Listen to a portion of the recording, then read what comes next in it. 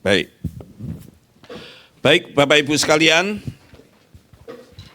saya dikasih tugas untuk menyampaikan tema hadapi keterbatasan fisik, begitu ya. Tapi di temanya itu saya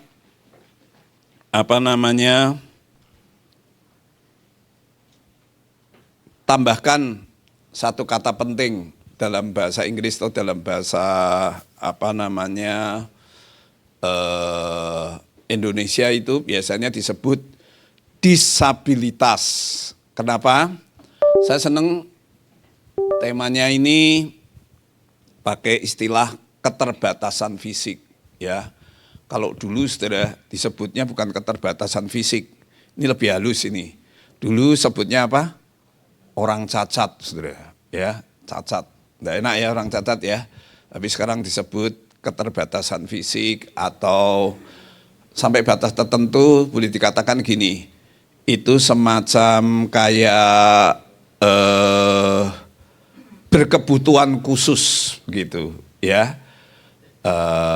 Tapi bahasa Inggrisnya bagus tuh, disability. Ability itu sebenarnya punya kemampuan, saudara.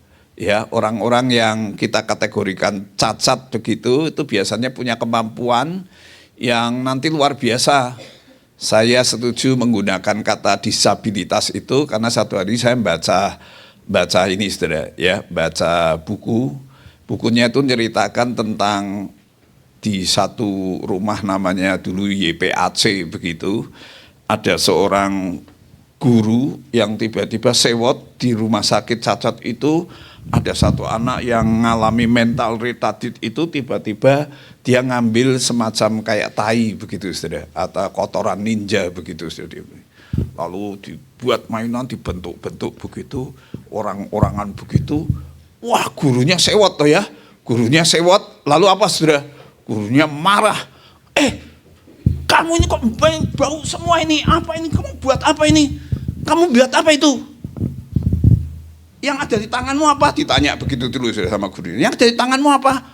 Tanganku itu tai, dia ngomong begitu. Loh, kamu tai buat mainan, kamu mau buat apa? Dia ngomong gini, saudara. Buat jadi seorang guru. Loh, kamu mau buat saya dari tai ini? Wah, guru ini marah-marah, saudara. Lapor kepada kepala sekolahnya. Bukan kepala sekolahnya. Wali kelasnya, walinya datang kelas itu, celakanya tanyanya sama, saudara. Padahal anak ini pinter, ya. Ditanya, saudara, sama dia, loh, apa yang ada di tanganmu itu? Dia ngomong apa? Tai, ya toh. Loh, kamu buat main-main begitu, mau kamu buat apa? Dijawab lagi, saudara, sama anak ini, ya. Aku mau buat wali kelas kayak kamu, ngomong begitu. Wah, marah, naik lagi, kepala sekolahnya dipanggil, saudara. Ya, kepala sekolahnya dipanggil. Celakanya meskipun dia sudah kepala sekolah, tanyanya sama. Aku dibilangi, kamu itu main-main apa? Apa yang ada di tanganmu? Ya, wah, jawabnya sama, saudara. Tai yang mau begitu. Lah, buat apa kamu ngambil tai? Kamu buat main-main. Aku mau buat kayak kepala sekolah, begitu. Kepala sekolahnya bingung, panggillah seorang psikolog, ya, psikolognya datang. Nggak mau tanyanya sama, karena ini anak pinter ini, ya. Dia datang dengan ngomong gini, saudara. Joni, namanya Joni kebetulan. Joni, ya, aku tahu apa yang ada di tanganmu itu. Karena ditanya dia tahu apa? Itu kotoran toh, itu ninja toh, itu tai toh. Dia ngomong lumayan juga ini psikolog ini, ya. Dia ngomong gitu ya. Lalu tiba-tiba dia tanya lagi, aku tahu di otakmu kamu mau bikin apa dengan tai itu. Dia ngomong begitu, ya. Kamu mau bikin toh, seorang psikolog kayak aku toh. Lalu tiba-tiba Joni ngomong gini, kalau untuk psikolog kayak kamu, tai ini tidak layak dibuat bahan baku untuk membuat kamu. Kayak gitu, saudara, ya. Ya, jadi dari cerita itu sudah ngerti itu sebetulnya orang itu apa namanya punya kebutuhan-kebutuhan khusus begitu yang cerdas-cerdas, saudara ya. Nah makanya saya setuju. Tapi jangan hanya cerita itu kayak sindiran aja. Tapi firman Tuhan yang bagus ya. Yuk kita baca firman. Kita baca firman hari ini. Firman yang saya siapkan itu Yohanes pasal yang kelima. Yuk baca dulu yang bawa Alkitab ya, di HP suci, BB suci boleh semua lah. BB sudah ada ya. Ya, di smartphone gitu. Yuk kita baca ya. Penyembuhan pada hari Sabat itu di kolam Bethesda judulnya. Ayat 1 sampai ayat 9 just saudara.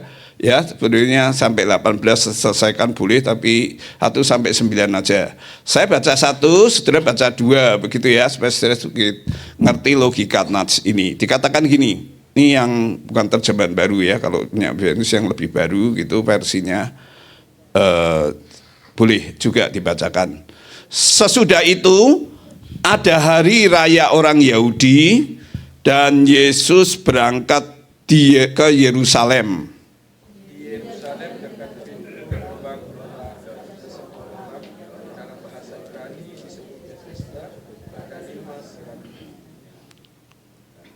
Dan di serambi-serambi itu berbaring sejumlah besar orang sakit, orang-orang buta, orang-orang timpang, dan orang-orang lumpuh yang menantikan goncangan air kolam itu.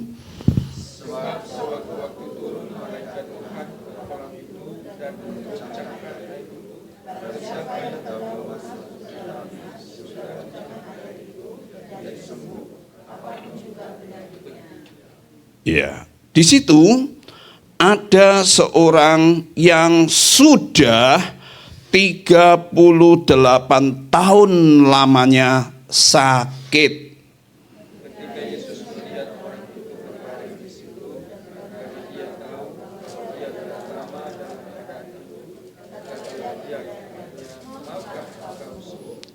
Jawab orang sakit itu kepadanya, "Tuhan, tidak ada orang yang menurunkan aku ke dalam torang itu apabila airnya mudah goncang, dan sementara aku menuju ke kolam itu, orang lain sudah turun mendahului aku."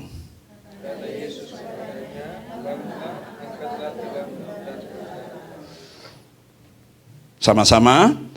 Dan pada saat itu juga sembuhlah orang itu, lalu ia mengangkat tilamnya dan berjalan. Haleluya, ya. Baik. Saudara, tidak tahu saudara pernah nonton para Olimpik enggak? Ya, para itu di samping, ya, di sebelah, atau Olimpik itu ya Olimpiade. Ya, para Olimpik itu biasanya gini, saudara. Kalau satu hari dunia ngadakan Olimpiade, ya selesai Olimpiade biasanya 4 tahun sekali itu, ya akan diadakan di kota yang sama itu, ya apa yang disebut para Olimpik, yaitu para Olimpik itu atau para Olimpiade itu olahraga untuk orang-orang yang tadi punya kebutuhan-kebutuhan khusus begitu, ya.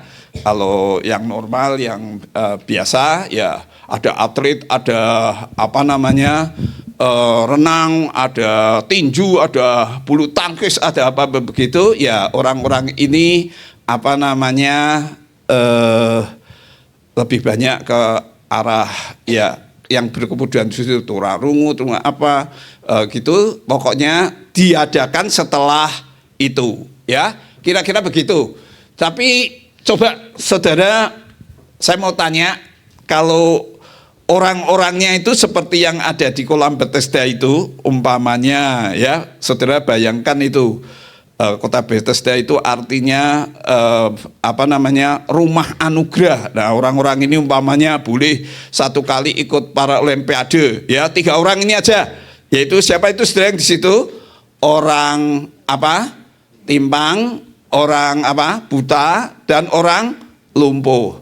Kira-kira kalau diadakan di Olimpiade di situ ya, katakanlah kayak itu ya, bahwa orang-orang itu harus rebutan untuk jadi juara yang nomor 1, karena yang kalau nomor 1 nanti nyemplung ke rumah anugerah itu, kolam renang itu, mereka akan sembuh, saudara. Ya, saya minta saudara membayangkan, kira-kira kalau tiga ini diadu lomba dalam para Olimpiade di Bethesda begitu di Yerusalem ini, siapa yang menang, saudara? Menurut saudara siapa yang menang? Hah? Yang mana? Yang buta? Yang timpang atau yang lumpuh? Hah? Siapa jagonya? Ya, kalau saudara boleh kasih alasan masing-masing gitu ya. Ya, tapi lucu kira-kira ya. Kalau itu dilombakan begitu, ceritanya kayak akan lucu, tapi enggak, saudara. Ya. Kalau saya sih yakin ya yang timbang ya. Kalau yang buta ya mungkin orang buta itu juga punya apa begitu, dia tidak urusan begitu, dia akan luari nomor 1 begitu, tidak akan lihat, tapi sana nabrak saya di sini ya, ya mungkin terhadang dia apa begitu atau kepleset mungkin apa begitu. Tapi kalau yang timpang mungkin cuma gini-gini, wah bisa melihat siapa apa begitu. Kalau yang lumpuh, wah agak kesulitan gitu ya. Mungkin juaranya si timpang ini, tapi bukan itu maksud saya. Maksud saya ketika kamu dan saya membaca ini, perhatikan gini saudara. Motif paling utama di dalam cerita ini itu siapa saudara? Ya, motif paling utama di Yohanes 5 itu adalah Tuhan Yesus Kristus. Sedangkan nanti aspek terpenting dari perayaan yang di sini, memang Yesus kan hari itu ada di hari raya orang Yahudi yang diadakan di Yerusalem. Biasanya yang terpenting itu Paskah, Pentakosta, hari raya Pondok Daun. Ya, itu bulan April biasanya, tambah 7 minggu lagi sekitar Juni, lalu ada hari itu wajib saudara. Orang laki-laki yang umurnya 21 dimanapun saudara dia berada, yang sudah dewasa di seluruh dunia dimanapun, di hari itu harus memilih salah satu. Dan kalau dia orang Yahudi, pasti dia akan sungguh-sungguh datang di salah satu pesta perayaan penting itu saudara. Ya. Dan Yesus orang Yahudi, Yesus datang ke sana, saudara. Ya, Yohanes mau menggambarkan yang terpenting kamu lihat Yesus, terutama tindakan-tindakan sabdanya, saudara.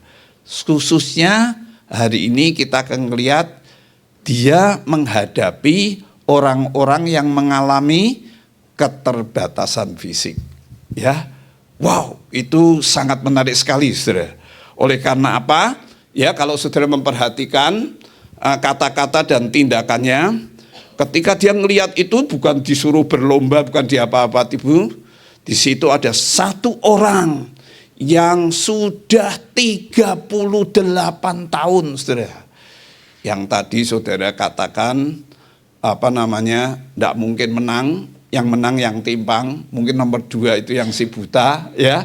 Ini 38 tahun, sakit, saudara. Sakitnya tidak jelas, tidak ditulis itu, tapi dari ayat selanjutnya kita tahu rupanya dia ini yang lumpuh, saudara. Ya, apa yang dilakukan Yesus di situ, saudara? Saya senang karena kata-kata Yesus yang harus jadi fokus dari hari ini itu bentuknya pertanyaan.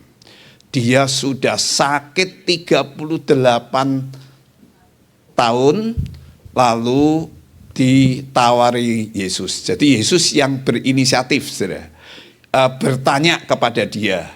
Dia peduli, dia tiba-tiba lihat, dan orang ini ditanyai gini, maukah engkau sembuh?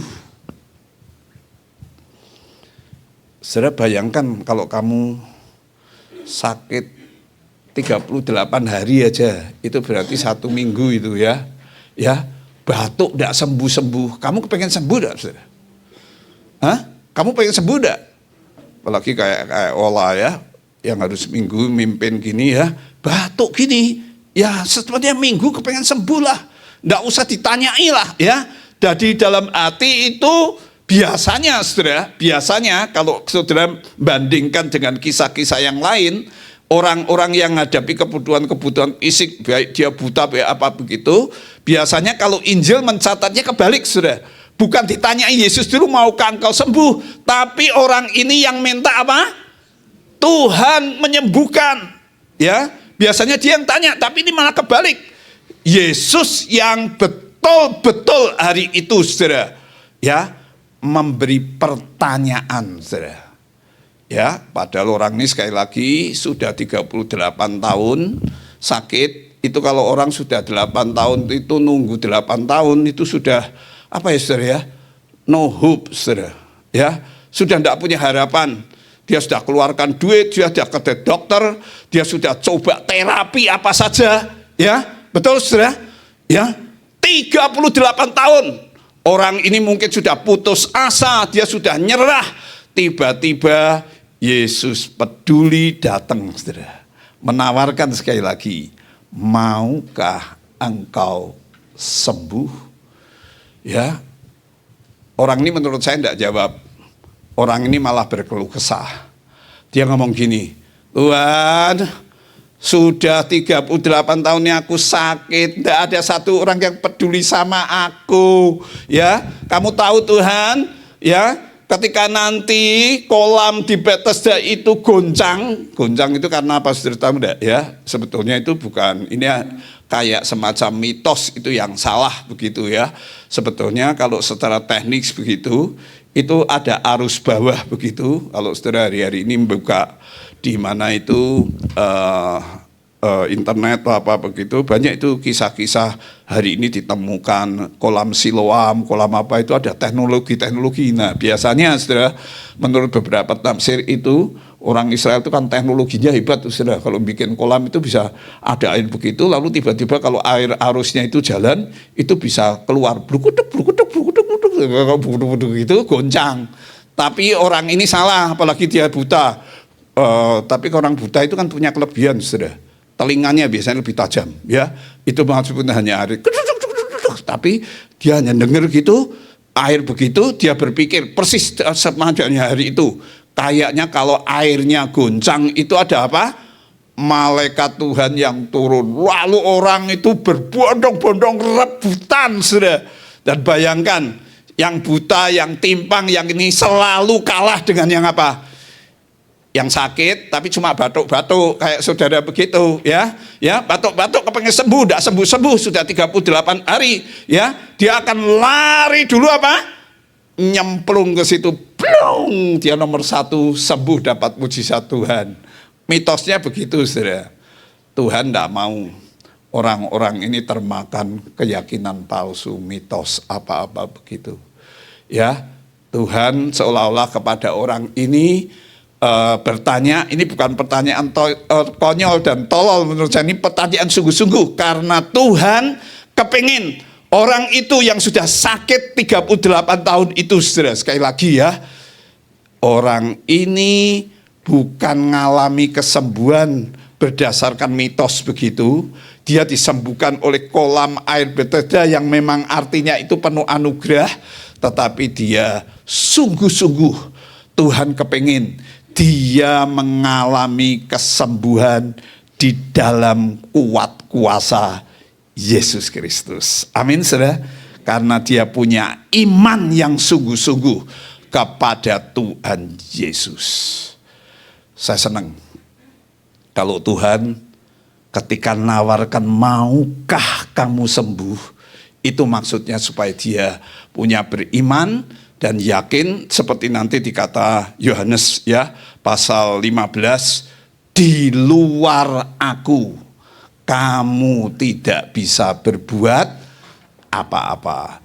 Tapi di dalam Tuhan, di dalam kuat kuasanya Tuhan, kalau kamu naruh iman, bukan mitos itu, ya, kamu dan saya bisa melakukan apa-apa. Amin. Bisa apa? Bisa sembuh sekalipun dia sudah sakit 38 tahun. Saya percaya mujizat masih berlaku sampai hari ini, saudara. Coba bilangnya kanan kiri supaya dia tidak termakan mitos tapi termakan sungguh-sungguh apa itu? Iman di dalam Yesus begitu. Bilangi, mujizat masih terjadi sampai hari ini. Amin ya. Ya, itu yang saya mau katakan. Karena gini saudara, Jehovah Rafa, Allah yang menyembuhkan, itu ngelebihi dokter dan suster. Mungkin dokter sustermu itu baik, sudah nolong, persis seperti orang itu. Ya, dia mungkin sudah ketemu tabib, apapun itu, dia sudah membayar. Mungkin ada yang sabar, mungkin ada yang sudah mulai bosen dan malu. Begitu ya. Kamu bayangkan kalau kamu jadi dokter, saya tiap tahun datang kepada kamu ya, lalu 38 tahun itu tidak sembuh-sembuh saudara. Dokter itu bisa punya perasaan gini loh, ini sing goblok aku atau dia ya. Ya sudah datang ke tempat saya kok tidak sembuh-sembuh, tak obati begitu ya. Ya, kira-kira mana yang lebih malu atau lebih merasa bodoh saudara? Pasiennya atau dokternya saudara? Dua-duanya begitu ya. Ya, itu mau menunjukkan dokter pun terbatas, saudara. Amin. Amin. Tapi kita bersyukur kita punya dokter di atas segala dokter. Nurse di atas segala nurse, saudara, yang akan merawat karena dia itu Jehovah Rafa, yaitu Allah yang menyembuhkan. Ya.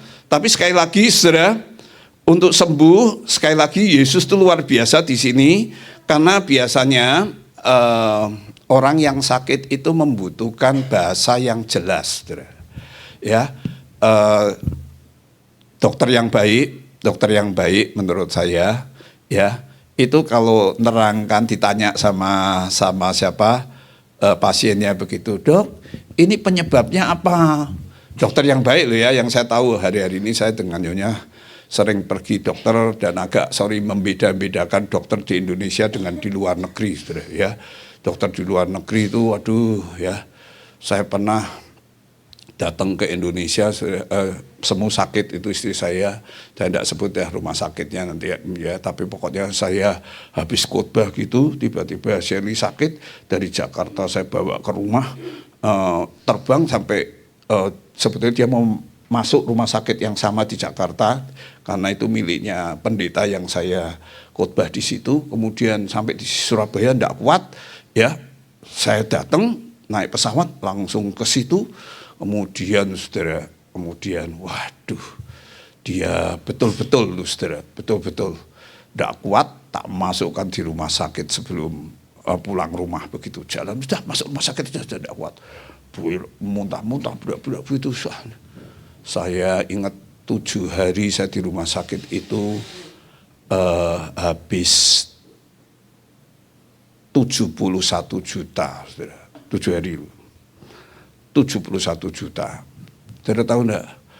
Itu dia di endoskopi, di laparoskopi, dari sini, dari tubuh, diperiksa. Kenapa kok muntah-muntah dan kemudian kok gitu-gitu ya? Itu diperiksa, saudara, macam-macam. Ambil darahnya apa itu diperiksanya semua, saudara, ya. Tapi tetap, saudara, ya, beberapa orang gini, ini mungkin usus buntu, ini mungkin menstruasinya ini, oh ini mungkin ini emahnya, ini mungkin apa banyak, saudara, ya, usus gitu diperiksain macam-macam, makanya habis 71 juta begitu, saudara. Akhirnya tak lihati setelah infusnya dicopot tetap begitu, saudara, ya, muntah-muntah apa begitu. Saya ditelepon salah satu teman yang baik dengan saya ketemu gitu, Pak Pendeta, kamu ini kayak pendeta sugih aja, semu sakit apa begitu, dia gitu ya, kira-kira dia ngomong begitu. Dah gini, kalau semu masih bisa jalan gitu, bisa diinfus, kamu pergi ke dokterku ya, maaf itu di Singapura ya. Karena saya sudah diberikan tiket, ya apa-apa kan dibayari semua, suruh pergi ke sana, semua tak tanya, ya, kamu mau cepat sembuh dah, ini kita sudah habis 71 juta loh, tidak sembuh-sembuh loh, ya, ini sudah kayak gini gimana ini aku mau gitu sama dia, saudara, ya, aku tak kuat-kuat, keringatnya masih dingin, masih apa begitu, saudara. Akhirnya saya pergi ke mana, saudara, pergi ke Singapura itu, pagi-pagi jam 10 saya sudah di sana. Saya bawa semua hasil yang diperiksa endoskopi, apa ada puluhan rongsennya apa-apa lengkap, tak bawa semua dengan segala obatnya, kita bawa sana, saudara. Kamu tahu enggak ya? Ini aku bukan mau mempermalukan bangsa Indonesia, ini sungguhan, ini karena ini pengalaman sungguh-sungguh. Ya, akhirnya dokter yang ngeliat gini. Senyum-senyum dia. Saya heran loh, dokter ini gimana sih? Aku sakit, dia masih keringat dingin kayak gini, kok masih senyum-senyum. Saya tanya sama dokternya, "Dok, kenapa sih dok? Kok senyum-senyum?" Ini ya, ini pasti doktermu ngomong gini ya, diduga usus buntu, diduga mah, diduga menstruasi, diduga macam-macam gitu, diduga gitu ya. Ya, gitu ya. Aku dijawab gitu, saudara. Ya saya ngomong iya. Oh, betul lah, betul tak? Memang doktermu ini cuma ahli menduga-duga, katanya begitu, saudara. Ya, diambilkan punyanya saya itu yang rongsennya begitu, saudara. Ini loh ya, istrimu suka makan itu ya, kacang-kacangan apa gitu ya? Oh iya, saya ngomong gitu. Ini loh, ini di bagian mana itu antara usus dengan apa itu terselip kacang ini bukan usus buntu, ini yang bikin infeksi, menimbulkan bakteri, dan hari ini kamu tak kasih obat, namanya persis bakteri ini. Minum aja, siang, sore, ya, diminum, saudara. Aku bayar $200, saudara. Ya, sore semu sembuh, saudara. Jengkel enggak aku mbak ahli yang menduga-duga itu. Hah? Sama segitu tok, saudara. Ya, anak saya nganterkan tuh sampai gini. Wah, mami sudah enggak keringetan lagi, sudah enggak muntah-muntah. Gila ini. Aku jadi sewabel kadang-kadang, saudara. Makanya ya bukan apa-apa, saudara. Ya. Maaf ya saudara dokter, ini bukan kalau ada yang dokter, jangan dokter kayak begitulah ya. Kalau nerangkan sama pasien tuh harus yang jelas, yang enak, begitu yang gampang lah ya, dimengerti ya. Nggak usah diduga usus buntu ini, diduga ini, diduga itu. Wah, tambahku khawatir kabeh ini yang mana-mana sudah diperiksa nih kabeh ndak sembuh lagi ya. Habis 71 juta. Waduh, tapi sekali lagi Yesus kalau tanya kamu juga dengan bahasa yang jelas. Maukah kamu sembuh? Apapun penyakit kamu? Ya? Wow, Yesus betul-betul Allah yang sangat luar biasa. Amin ya? Amin. Ya, sekali lagi. Itulah sebabnya perhatikan katanya dua. Ya. Kalau tadi kata yang pertama itu Yesus ngomong apa? Kan fokusnya kita harus dari kata-kata dan tindakan Yesus ya. Kata yang 8 itu saya bagi dua kepada orang itu di ayat 8 ya, di ayat 8 dia ngomong apa, saudara? Kata Yesus kepadanya, bangunlah, saudara. Wow, menurut saya, saudara, ya, Yesus meneruskan sabdanya agar orang ini diajak untuk bangkit berdiri.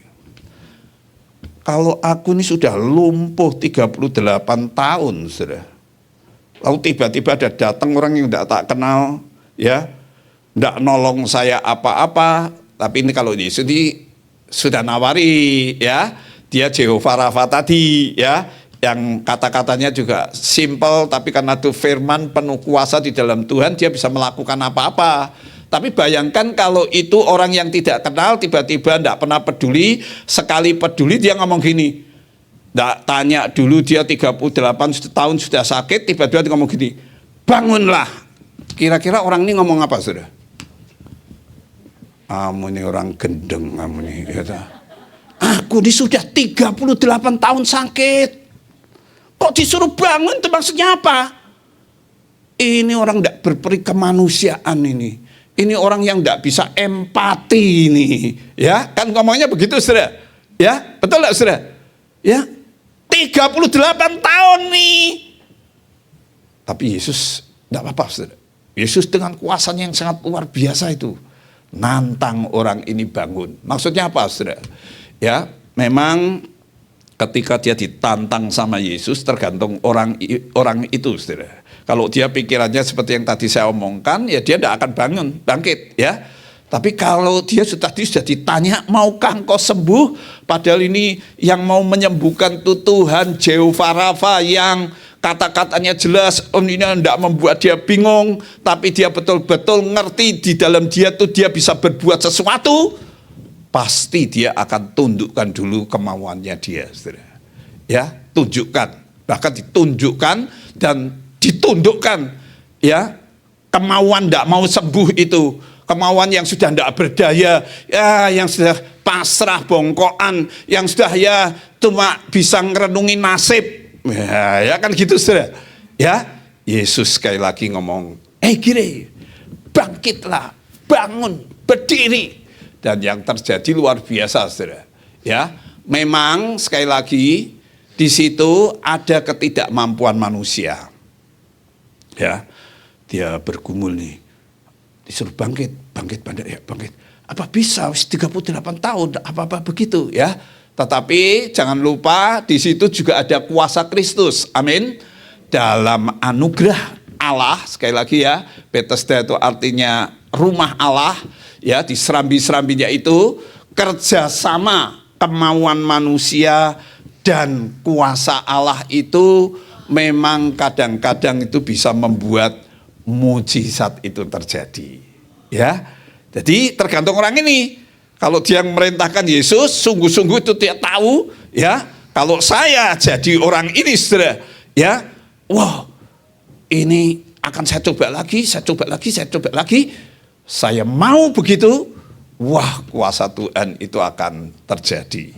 Luar biasa, saudara. Maka di sini sekali lagi ya, Allah itu pakar, ahli kemustahilan yang melebihi dokter itu pun, ya. Sekali lagi, ada orang mengatakan itu bukan Bethesda, ada kata aslinya itu artinya Betsata. Betsata itu lebih rumah zaitun, minyak zaitun itu, ya, minyak zaitun itu biasanya dibuat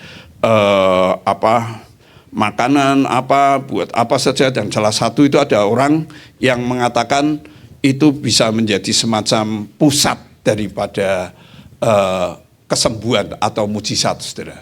Ya, wow, Tuhan itu Allah yang demikian. Kalau saudara sekali lagi percaya kepada firman-Nya, ya. Yang ketiga, saudara, ini yang lebih menarik, ya. Dia sudah diajak bangun, dia akan bangun. Kemudian kalau dia memang sudah bisa bangun, Tuhan ngomong gini, angkat tilam dan berjalanlah, saudara. Wow, ini lebih radikal lagi menurut saya. Mengangkat tilam itu adalah sebuah pembalikan hidup yang dahsyat. Karena apa? Ya, bukan lagi tilam itu yang menyangga si lumpuh. Tilam sudah tahu ya, tilam itu kasur, biasanya kasurnya ya dari apa begitu bisa digulung kalau sekarang begitu, tapi itu paling tidak ya. Yesus biasanya itu untuk nyangga, apalagi dia sudah lumpuh, saudara, bisanya begitu. Ini kali-kali dibalik sama Yesus. Yesus ngomong, angkat tilammu, diangkat begitu, saudara. Ya, wow, kalau dia mau melakukan itu sesuai dengan perintah Yesus, bahkan bukan saja diangkat itu kebalikannya, tapi disuruh berjalan. Wow, cerita ini menarik, saudara. Orang ini akhirnya bukan saja mampu ngangkat, mampu apa, saudara? Mampu juga berjalan, saudara, dengan sangat luar biasa, ya.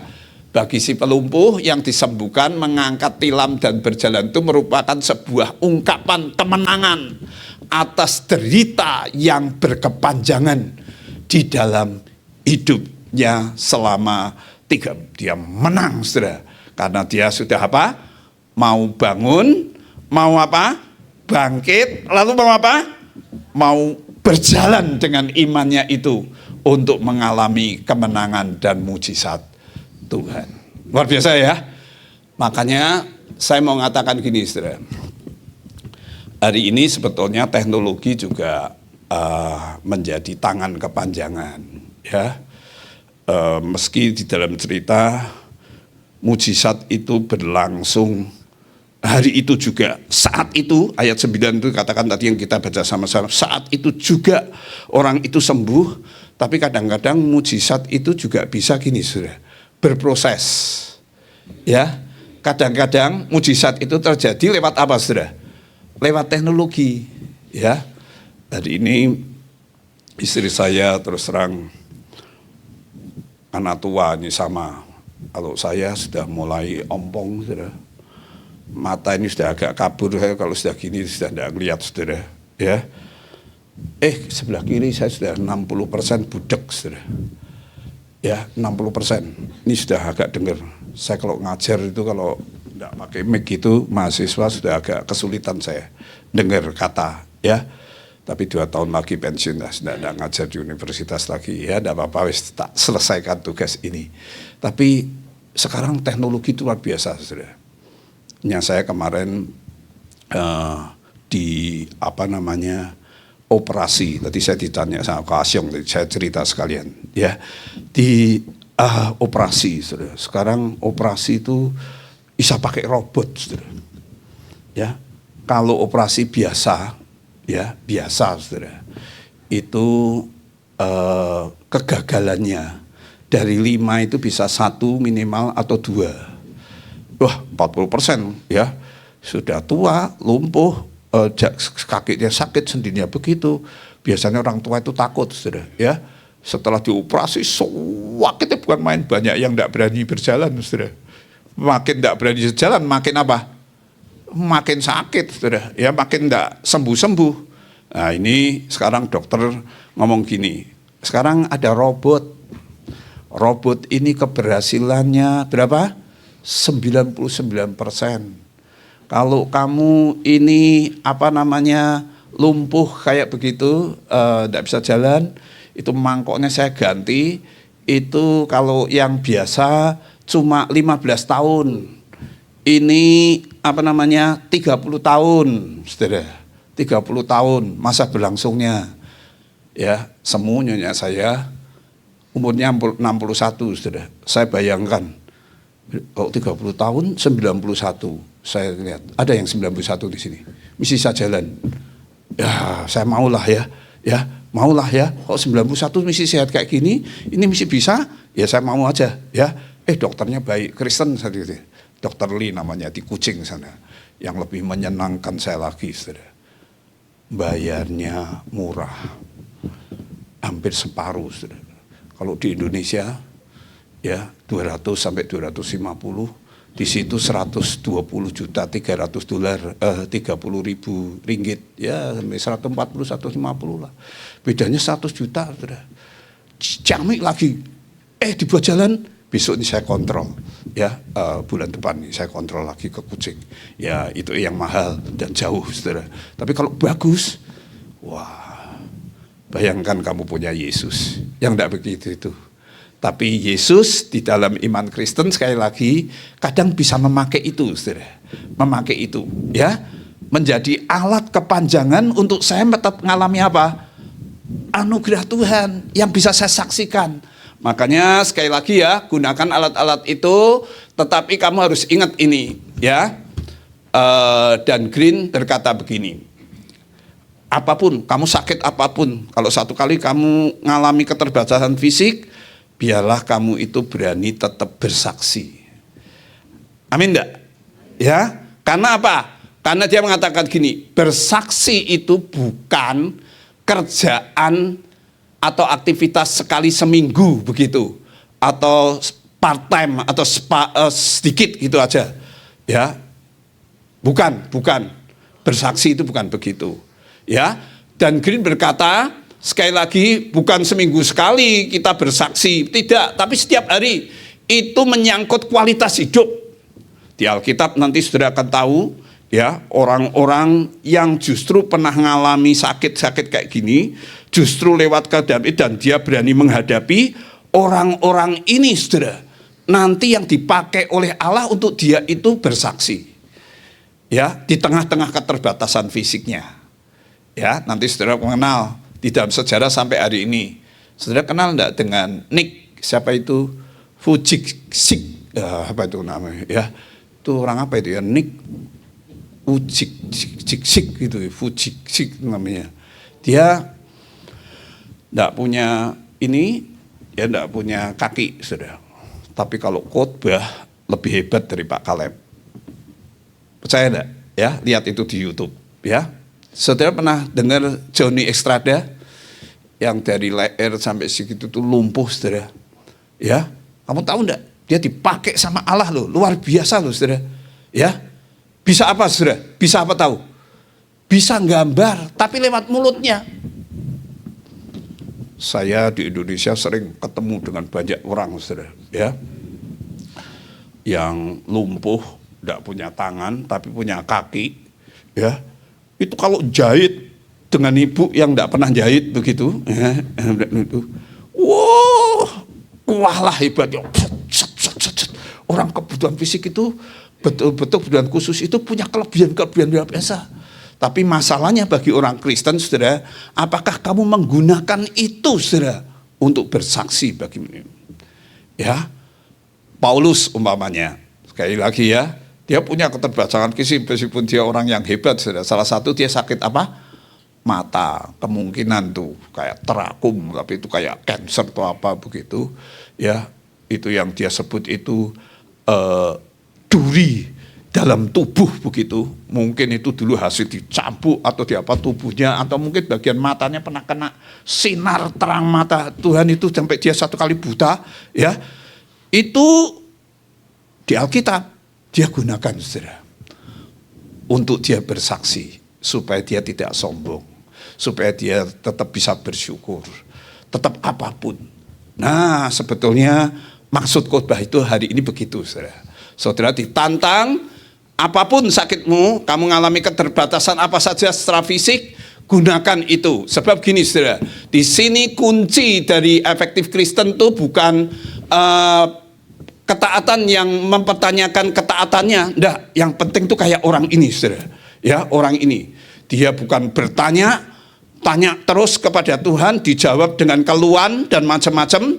Tidak, ya. Tapi dia sungguh-sungguh, Saudara, taat kepada firman Tuhan, dan dia bertindak dengan iman berdasarkan ketaatannya itu. Ketika dia ditanya sama Tuhan tadi, maukah engkau sembuh? Dia ngomong mau, bukan saja mau, masih pengalaman sudah 38 tahun, tidak sembuh-sembuh. Dia angkat tilamnya, ini belum pernah dia lakukan, mungkin selama ini ditolong sama orang, ya, dan dia tidak mampu, ya. Tapi kali ini betul-betul diangkat, bukan saja diangkat, ulang lebih luar biasa itu puncak kemenangannya di mana, Saudara? Dia si lumpuh itu akhirnya mau berjalan, Saudara.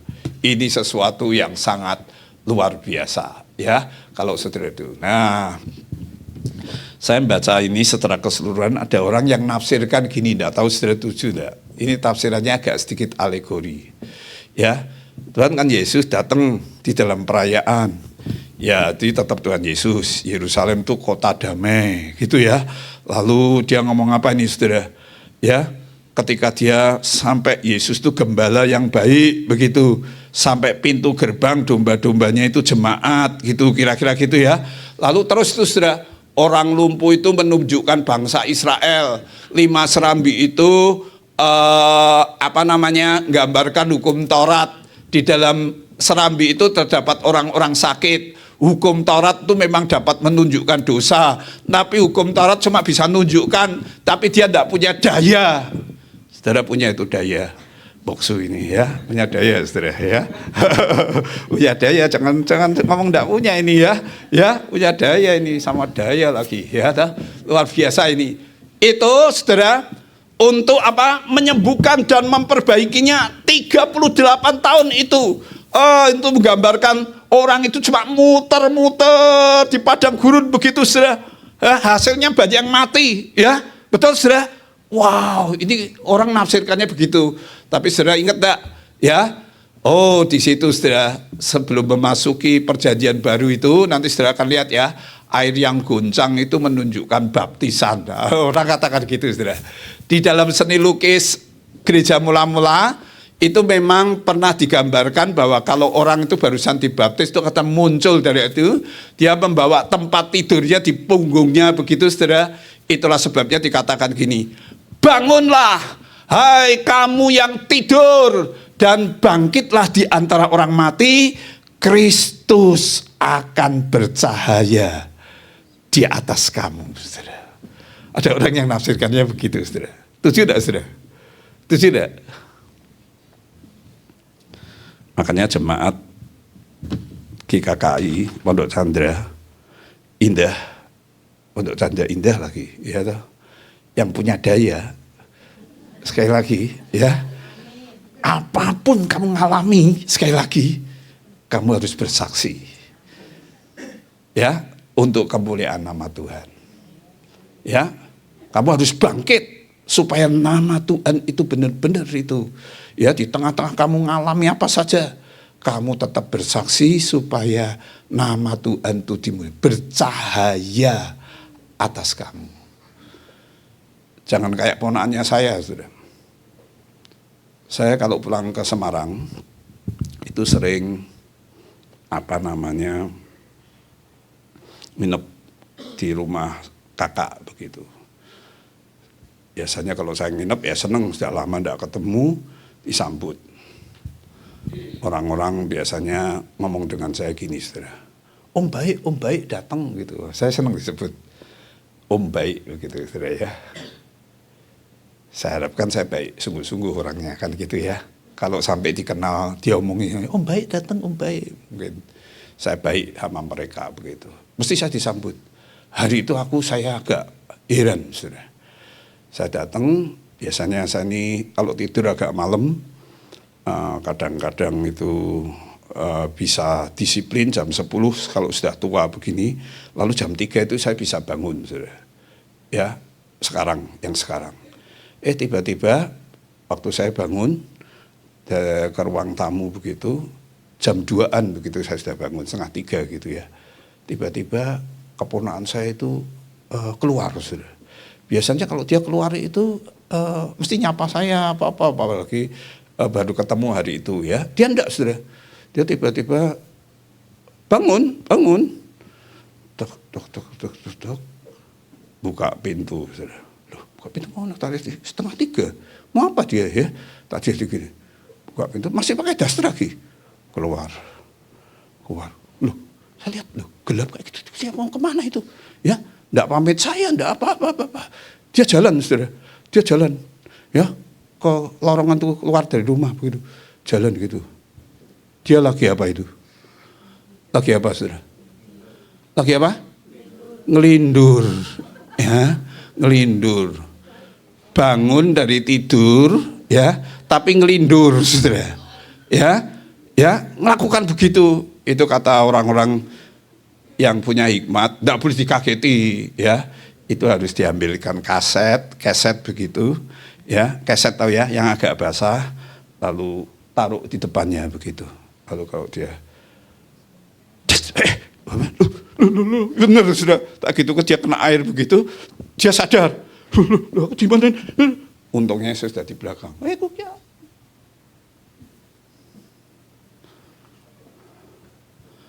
Aku khawatir kamu yang sudah punya daya itu kayak gitu.